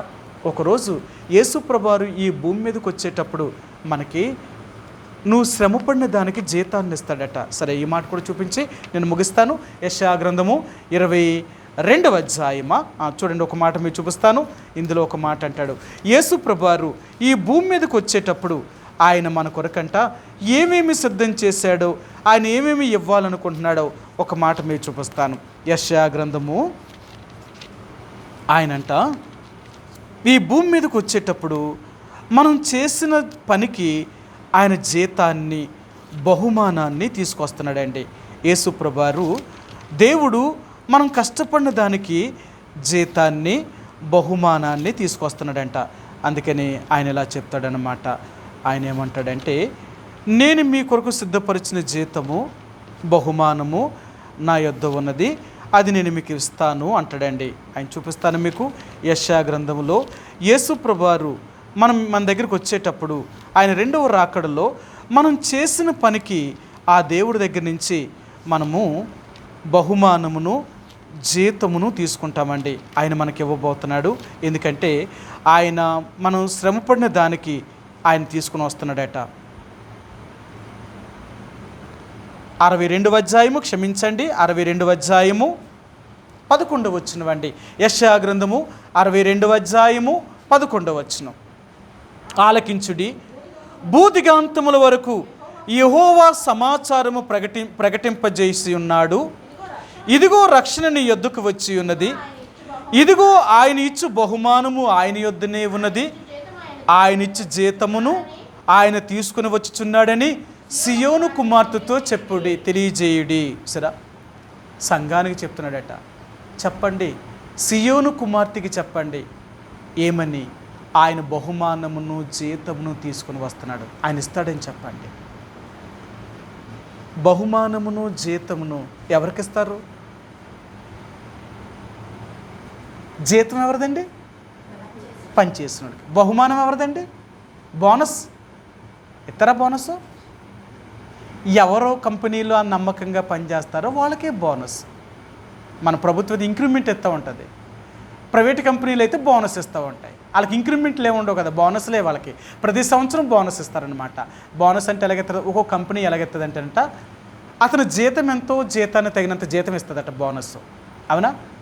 ఈరోజు అందరూ దసరా మామూలు వసూలు చేస్తున్నారు కదా, దసరా వచ్చిందంటే వాళ్ళకి మామూలు కావాలా. అలాగే వీళ్ళకి కూడా అంటే బోనస్ ఇస్తుందట. ప్రతి సంవత్సరంలో పండగకి బోనస్ ఇస్తుందట. ఓ కంపెనీ అయితే వాళ్ళు ఎంత జీతం అయితే అంత జీతానికి అంత జీతం ఇస్తుందట. పెద్ద పెద్ద కంపెనీలు ఏం చేస్తాయో తెలుసా, జీతానికి డబుల్ బోనస్ ఇస్తుందట. వాళ్ళ జీతం 1,00,000 అనుకోండి, వాళ్ళకి 2 లక్షలు కలిపిస్తుందట. అంటే 3 లక్షలు ఇస్తుంది వాళ్ళకి, జీతంతో పాటు 2 లక్షలు డబుల్ బోనస్ అన్నమాట. డబుల్ బోనస్ ఇస్తారు. లోకములోనే కష్టపడినందుకు అంతలాగిస్తే దేవుడి కోసం పని చేసినందుకు ఆయన ఎంత రెట్లు ఇస్తాడు తెలుసా, 100 రెట్లు ఇస్తాడట. నీ బోనస్ ఎంత అవుతుందో తెలుసా, 100 రెట్లు అవుతుందన్నమాట. అందుకనే ఈ నీలి దారము మనకి ఏం జ్ఞాపకం చేస్తుందంటే దేవుని యొక్క పరిచర్య, దేవుని యొక్క పని, మన బాధ్యతను గుర్తు చేస్తుందంట. నేను నా దేవుడి కోసం నేనేం చేశాను, నేను ఏం చేస్తున్నాను, నా దేవుడి గురించి చెప్పడానికి నేను సిగ్గుపడుతున్నానా, ఎవరికైనా చెప్పడానికి నేను సిగ్గుపడి చెప్తా లేదా, అలాగైతే జీతం నీకు లేదు. అందుకని అపోస్తలుడైన పౌలు అంటాడు, ఈ సువార్తను ప్రకటింపవలసిన భారము నా మీద మోపబడి ఉన్నది, ఇష్టపడినను ఇష్టం లేకపోయినను ఈయన గురించి నేను చెప్పవలసిందే. ప్రతి ఒక్కరి మీద దేవుడి భారాన్ని పెట్టాడండి. అందుకనే ఈ నీలు సూత్రం అనేది ఏం చూపించిందంటే మన కర్తవ్యము. ఈరోజు రక్షించబడిన ప్రతి వ్యక్తిగా మనం ఏం చేస్తున్నాం, నీ బాధ్యత ఏంటి, నీ పని ఏంటి? ఎప్పుడు నీ కష్టమేనా, నువ్వు తినడము నువ్వు ఉండడమేనా? ఇది కాదు. దేవుడి కోసం బ్రతుకు, దేవుడి కోసం జీవించాలని కోరుతున్నాడు. కాబట్టి ఈ మొదటి తెర నీలు సూత్రము చూపిస్తుందంట, మన బాధ్యతను గుర్తు చేస్తుందంట, మనం ఏం చెయ్యాలో అది గుర్తు చేస్తుంది. అందుకనే దేవుని బిడ్డలుగా నీవు నేను కూడా యేసు ప్రభువుని నమ్ముకున్నాం కాబట్టి మన బాధ్యతను గుర్తు చేసుకో. ప్రతిరోజు నీ బాధ్యత ఏంటో తెలుసా, ప్రభువా నీ కోసం నేను ఏం చేశాను, నీ కోసం నేను ఏం చేస్తున్నాను, ఇది నా బాధ్యత కదా, నా కోసం నేను ఎలా బ్రతుకుతున్నానో నీ కోసం కూడా నేను అలాగే జీవించాలి. అలా జీవించకపోతే ఒకరోజు నీ దగ్గర నుంచి నీ జీతాన్ని బహుమానం ఎలా తీసుకుంటాను. కాబట్టి మనందరము కూడా దేవుని కోసం అలా సాక్షిగా బ్రతకాలని దేవుడు మనకు జ్ఞాపకం చేశాడు ఈ నీలు సూత్రము. అందుకని మన కర్తవ్యాన్ని మనం నిర్వర్తించడానికి ప్రయత్నం చేయండి.